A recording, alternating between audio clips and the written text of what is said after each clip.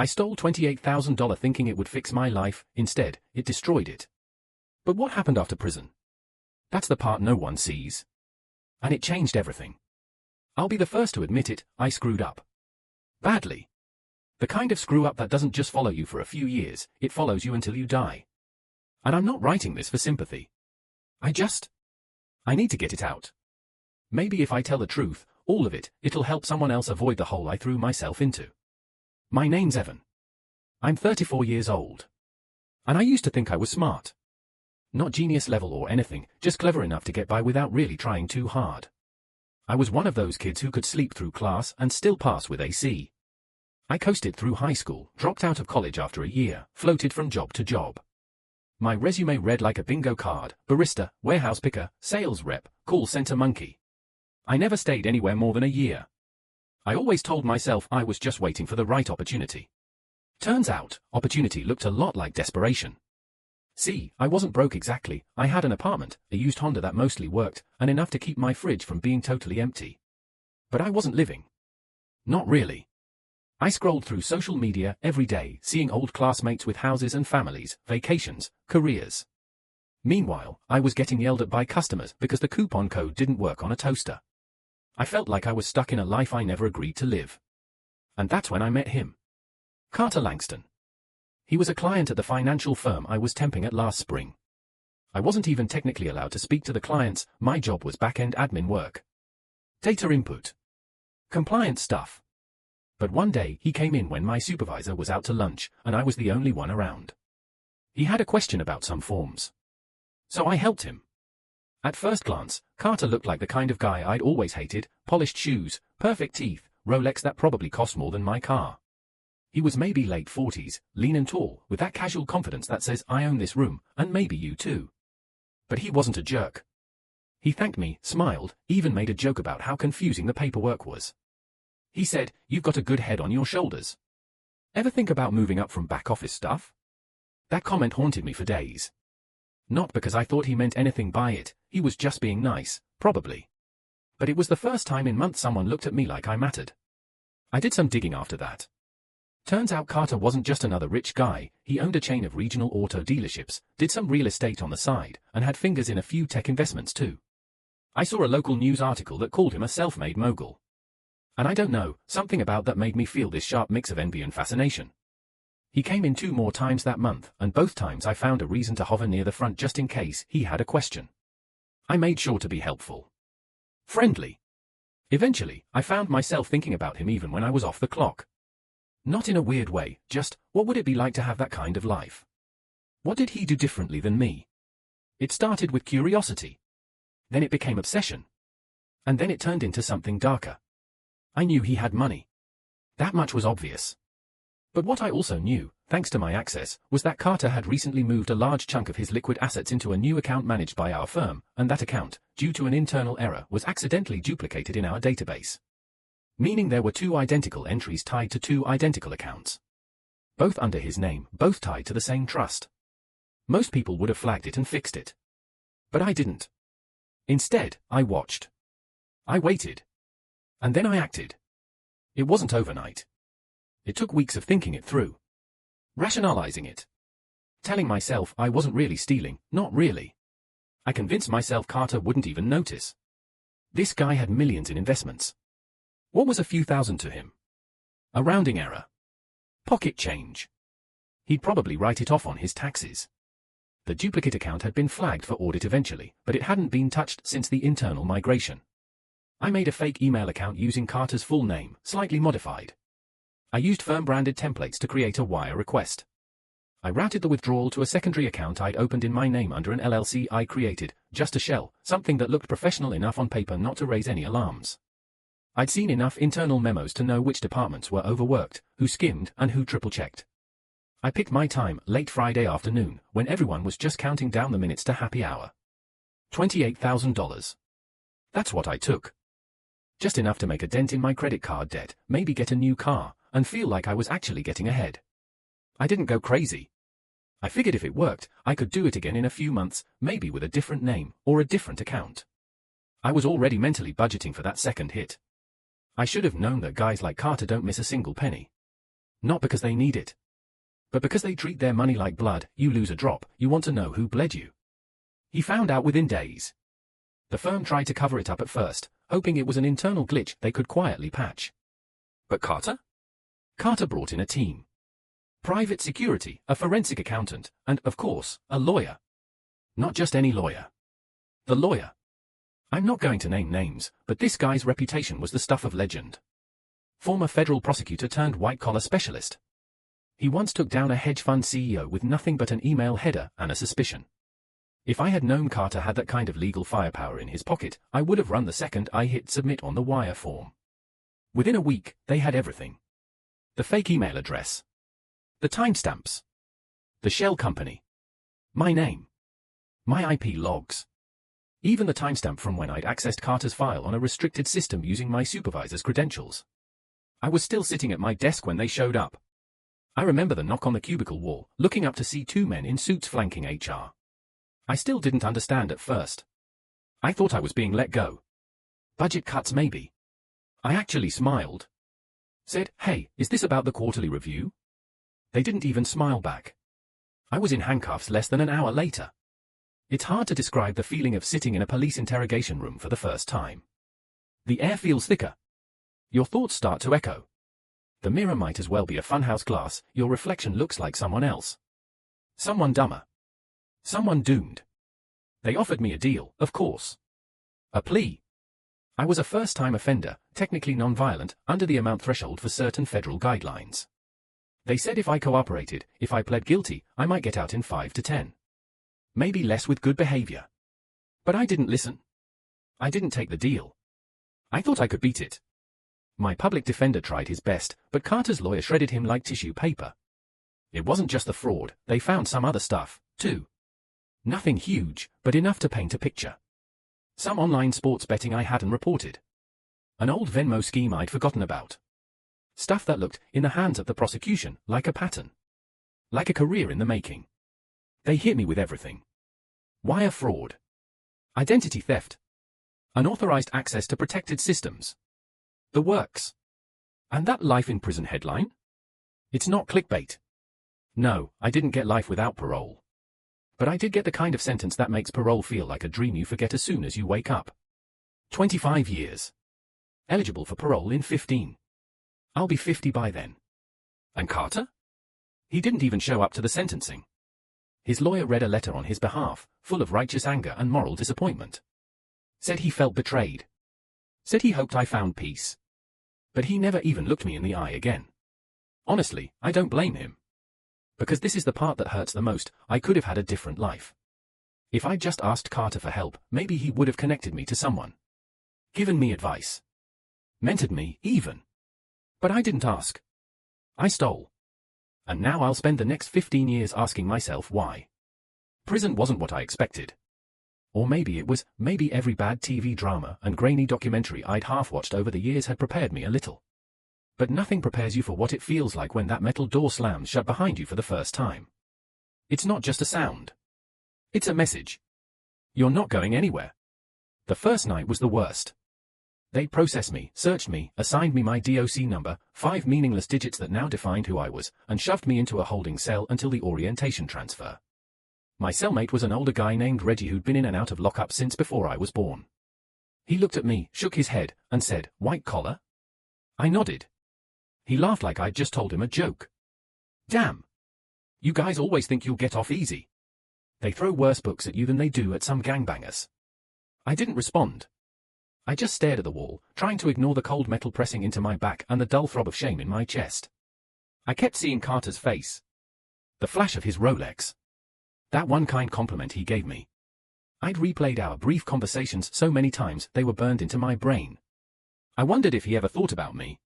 Or if I was just another line on a court docket. Orientation was a blur.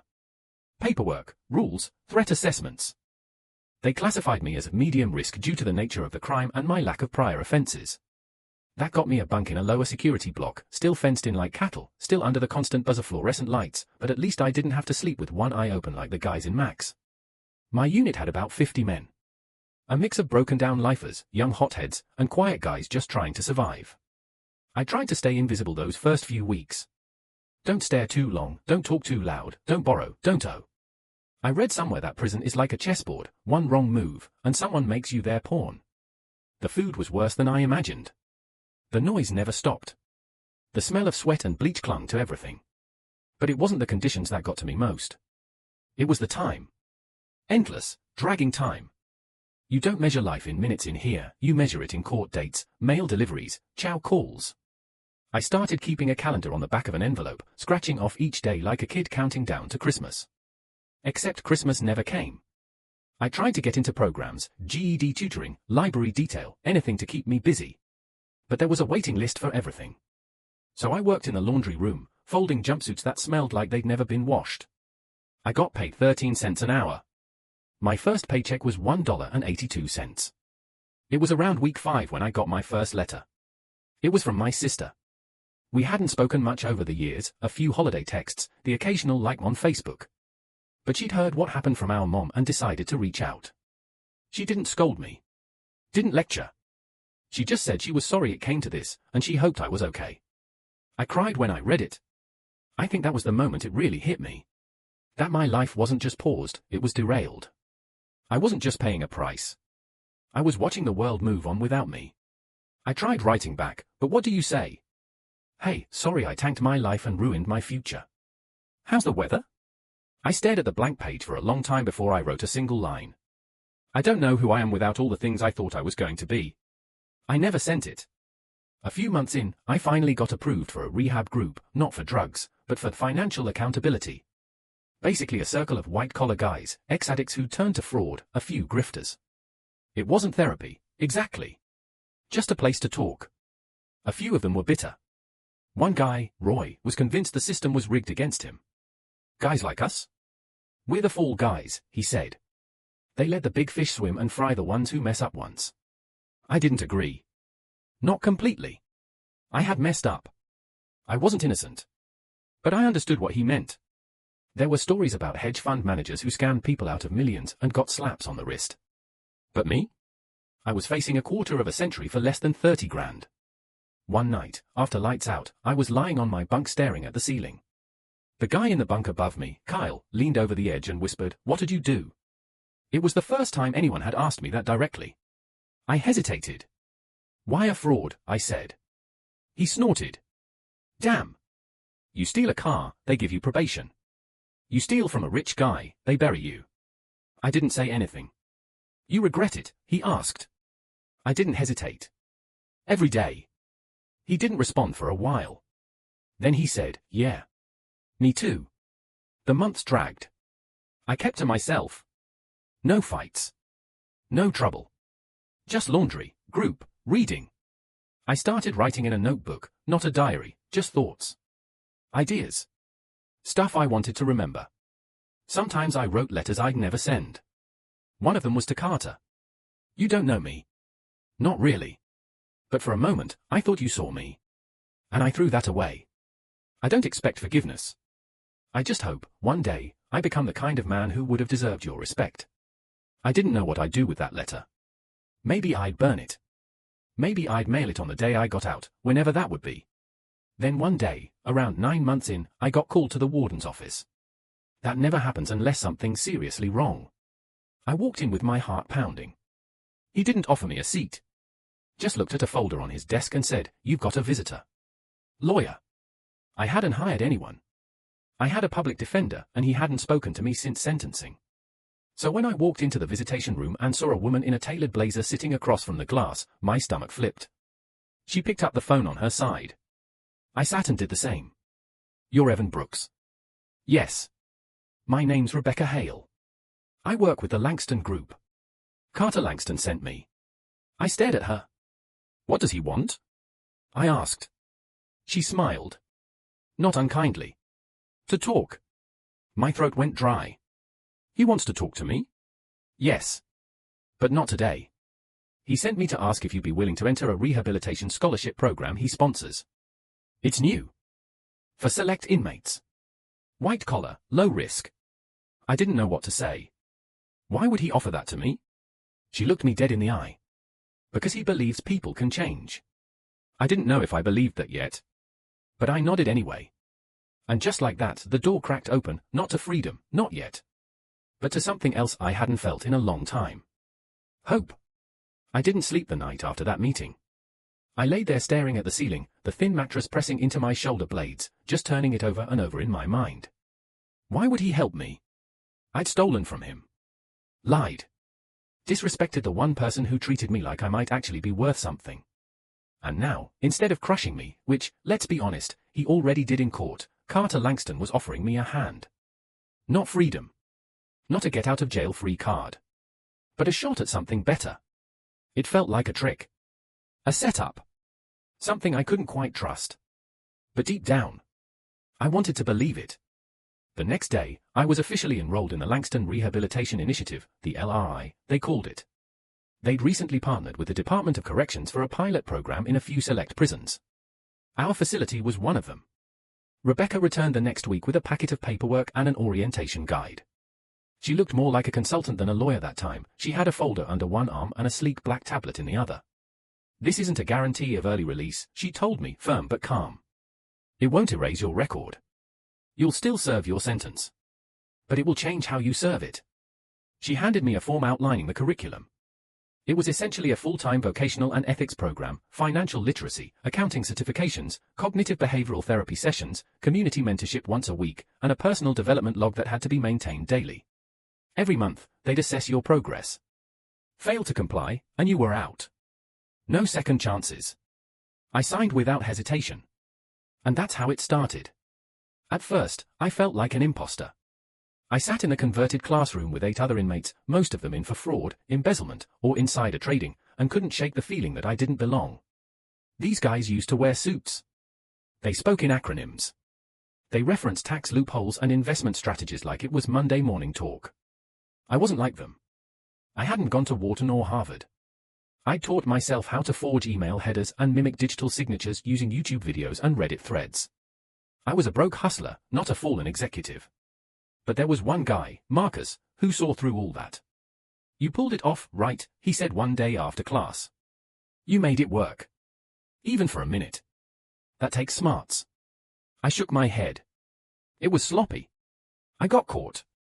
Doesn't matter. You made something from nothing. That's what all of us did. We just used it the wrong way. That stuck with me. The coursework was intense. We were treated like students, not inmates. The instructors, most of them volunteers or part-time employees of the Langston Group, didn't sugarcoat anything. Our first lesson was literally titled, "You Are Not the Victim." Week by week, we worked through modules. Some on business ethics. Others on fraud prevention. They wanted us to understand the systems we'd broken, not just how we did it, but who we hurt, and why. That was the hardest part. It wasn't until we started the ripple effect sessions that I really felt the weight of what I'd done. We had to write a full breakdown of how our actions impacted others, not just the person we stole from, but their family, their employees, their customers, even ourselves. I had to admit, on paper, that because of me, Carter had to audit his entire organization. He had to spend time, money, and emotional energy making sure there weren't others like me in the system. I cost people work hours. I cost him peace of mind. I made him doubt people who hadn't wronged him. And for what? So I could have a nicer car? So I could stop feeling like a loser for 5 seconds?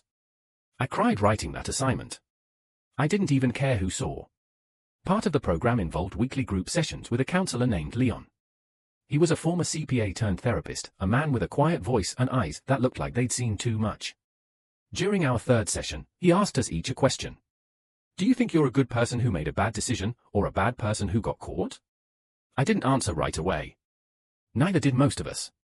That question sat in the air like smoke, curling around everything we thought we knew about ourselves. That night, back in my cell, I wrote something in my journal for the first time in weeks.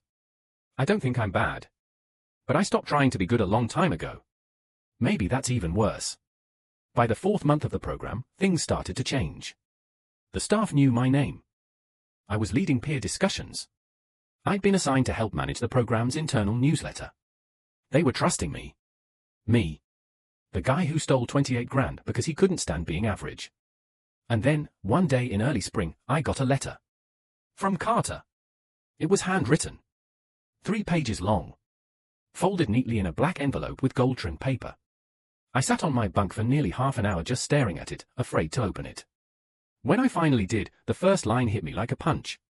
You probably wonder why I've done what I've done. Yes. Yes, I did. He continued. I was angry, Evan. Not because of the money, I've lost more than that in a single bad quarter. But because I thought you were different.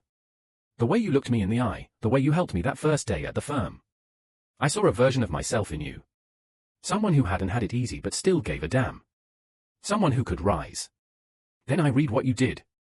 And for a while, I wanted to destroy you. But my wife reminded me of something. She said, hurt people hurt people. But help people help people. That stuck with me. So I decided to help you. Not to erase what you did. But to give you the chance to become the person I thought I saw that day. Don't waste it. I read it 3 times. Then I folded it up and pressed it flat into my chest like I could absorb it into my heart. That letter became my anchor. Every time I felt myself slipping, when the walls closed in, when I saw guys break down or lash out, I thought about Carter's words. Hurt people hurt people. Help people help people. I wanted to be the second kind. By the end of my first year in the program, I had earned certifications in basic accounting, business ethics, and QuickBooks. I was mentoring new inmates in the LI and tutoring GED students on the side. For the first time in my adult life, I felt like I was building something real. I still had 14 years left on my sentence, maybe more. But I started to understand that doing time didn't mean wasting it. And maybe, just maybe, I could leave this place better than I entered it. I didn't expect what came next. Late one afternoon, I was pulled from the laundry shift and escorted to a small administrative office. Rebecca was there, sitting at a desk with a file in front of her. She looked up, smiled. I have news, she said. Saturday. Your sentence has been reviewed under a new state program for non-violent offenders who show exceptional rehabilitation. You've been nominated for early transfer to a halfway house and a monitored work release program. I stared at her. What does that mean? She leaned forward, her expression serious but warm. It means, Evan, if all goes well, you'll be out of here in 6 months. I couldn't speak. I couldn't even think. And then I laughed, a short, sharp burst of disbelief. Why? I asked. Why me? She smiled. Because you're not who you used to be. I don't think I believed it was real until the day I saw the sky without a fence in front of it. 6 months later, just like Rebecca said, I was standing outside those prison gates with a duffel bag slung over my shoulder and my release packet clutched tight in one hand. I'd been approved for transitional placement in a monitored halfway house just outside the city.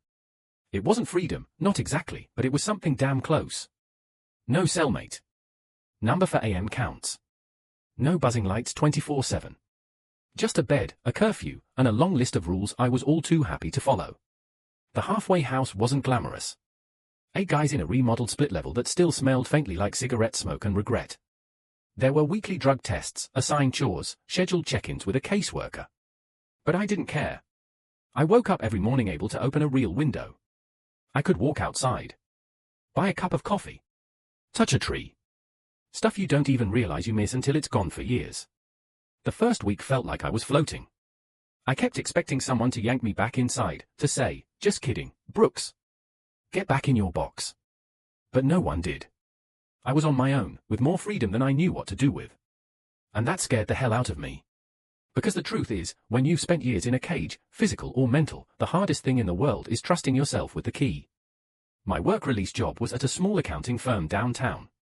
Langston Group had a hand in placing me there, but I had to interview for it like anyone else. I wore a borrowed dress shirt that didn't quite fit and answered every question like my life depended on it. Because in a way, it did. I started as a data entry clerk. Low-level stuff, mostly scanning receipts and cross-checking ledgers. But I didn't care. I was back in the world. Earning a paycheck, a real one this time. There was no scam. No fake name. No hidden account. Just me, trying to do the job right. About 3 weeks in, I had my first panic moment. It was stupid, really. I'd accidentally clicked into a client-sensitive file. No harm done, it was a misclick, easily explained, but the second it happened, my hands went cold. My breath caught. I imagined Carter's face. The courtroom. The cuffs. I thought, this is it. It's happening again. My supervisor noticed. She pulled me aside and asked if I was okay. And instead of lying, I told her the truth. I said, I used to work in finance. I made a mistake. A big one. And I guess some part of me still thinks I don't deserve to touch this stuff. She looked at me for a long moment. Then said, Evan, you're not your past. But you are responsible for your future. That became my mantra. I wrote it on a sticky note and kept it in my wallet. Around this time, Rebecca reached out again. She wanted me to attend a dinner being hosted by the Langston Group, a small gathering of partners, mentors, and graduates of the LRI. I hesitated. I wasn't ready to be in a room full of people who knew what I'd done. But she was persistent. She said Carter would be there. That sealed it. I hadn't seen him since the trial. Not in person, anyway. I thought about him often, wondered if he ever regretted helping me, or if he kept tabs on my progress. A part of me was terrified to find out. The night of the dinner, I stood in front of the mirror for nearly an hour trying to tame my tie. I wore the only decent jacket I owned, grey, thrift, slightly too big in the shoulders. But I looked presentable. Sober. Professional. I looked like someone trying to be something more. The event was held at this upscale downtown venue, a glass chandeliers, white tablecloths, people who said network as a verb. I walked in like I belonged, even though my heart was pounding so loud I could hear it in my ears. Rebecca greeted me near the entrance. You look sharp, she said. I nodded, my throat dry. Is here? She smiled. He is. He's been waiting to talk to you. I spotted Carter across the room, tall, confident, dressed in a navy suit that probably cost more than I'd made my entire first year out of college. He was speaking to a group of people, laughing lightly, a glass of wine in his hand. He looked exactly how I remembered him. And I suddenly felt like the broke temp again, the guy who stared at a polished man and saw nothing but everything he could never be. When our eyes met, something shifted. He excused himself and walked toward me with a purpose. I tensed, unsure of what to say. But he beat me to it. Evan. Mr. Langston, I said quickly. He waved it off. Carter, please. I nodded. Carter. My voice cracked. I don't know what to say. He looked me over, his expression unreadable. Then he extended his hand. Start with thank you. I shook his hand, firm and steady. Thank you, I said. You earned this, he replied. You made the most of what most people would have thrown away. That matters. He led me to a small table near the side of the room. We sat today. And for the first time, we talked. Not as victim and offender. Not as benefactor and beneficiary. But as two men, both shaped by their pasts, both still trying to figure out what that meant. He asked me what I'd learned.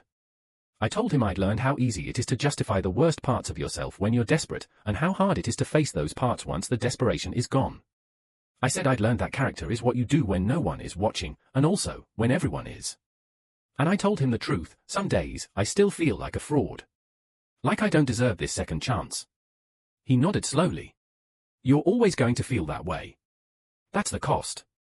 But the debt you owe isn't to me. It's to the version of yourself you gave up on. Make it right with him. That hit me deep. We didn't talk long. He had other people to speak to. But before he left, he clapped me on the shoulder and said, keep going, Evan. The world's full of people who quit too early. Don't be one of them. That night, lying in my halfway house bunk, I couldn't sleep. I kept thinking about his words. The debt I owed. Not to the system. Not to the courts. But to me. To the version of Evan Brooks who once believed he could be more than a background character in someone else's story. I decided to write that guy a letter. Dear Evan, I wrote. I don't know if I can be who you thought we'd become. I'm older now. I've seen more. Lost more. But I promise I'm trying. Every day. I promise I won't forget what you wanted or how it felt to give up on it. I promise not to throw this chance away. I owe you that much. After that night, things changed. I started volunteering with a local youth mentorship program that catered to at-risk teens.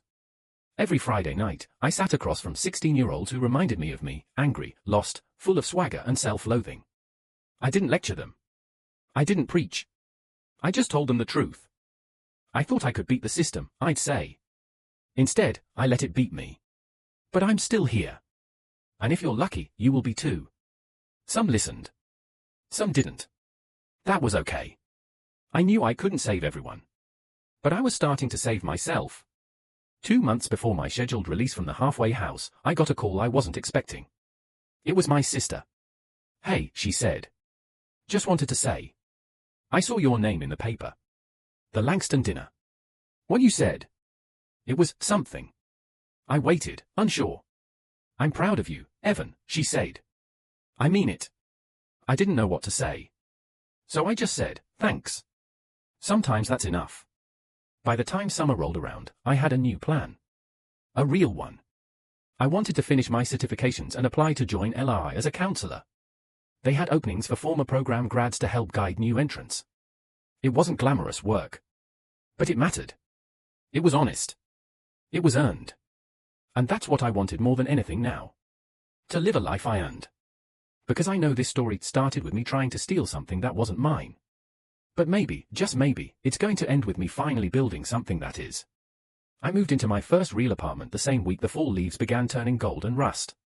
It was nothing fancy, a one-bedroom walk up above a quiet auto repair shop, thin walls and old radiators, but it was mine. Mine in a way nothing had ever been before.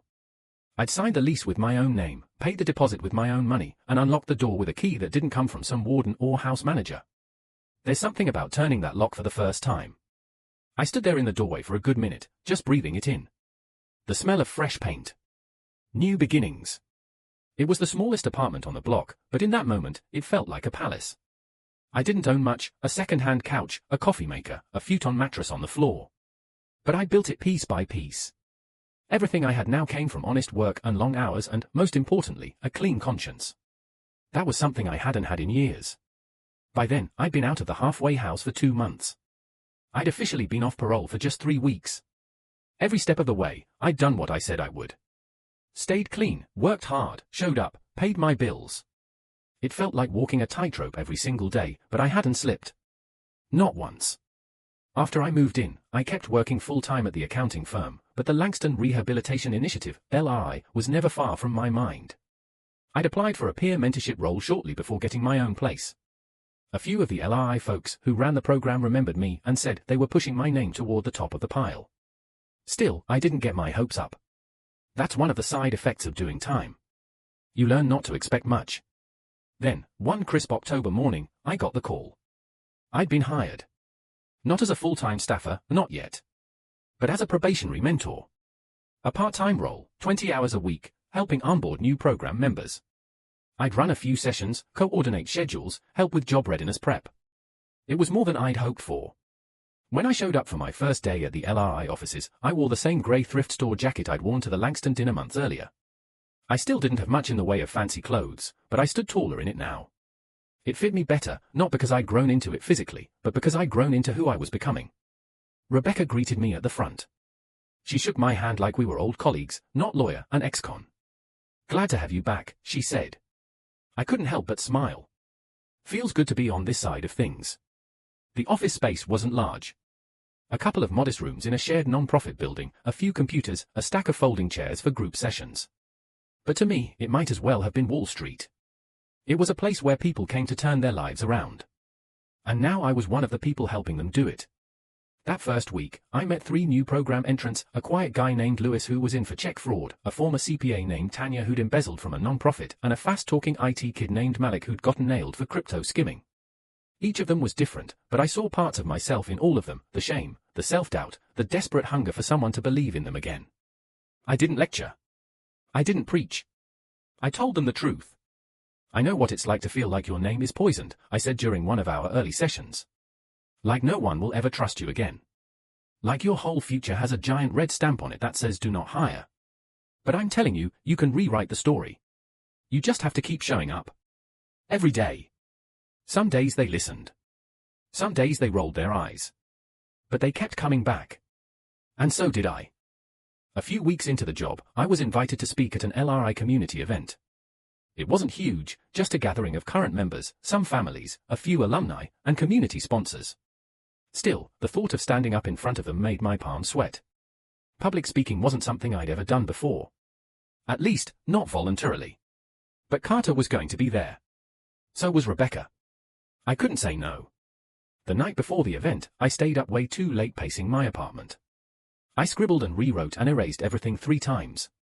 Eventually, I gave up trying to make it perfect and decided I'd just speak from the heart. When my name was called, I stepped up to the podium with my stomach doing somersaults. I looked out at the crowd, not huge, maybe 60 people, but enough to make my knees shake. Then I saw Carter in the back row. He didn't wave. He didn't nod. He just sat there, watching. And I remembered what he'd told me, make it right with him. Meaning the version of myself I'd betrayed all those years ago. So I did.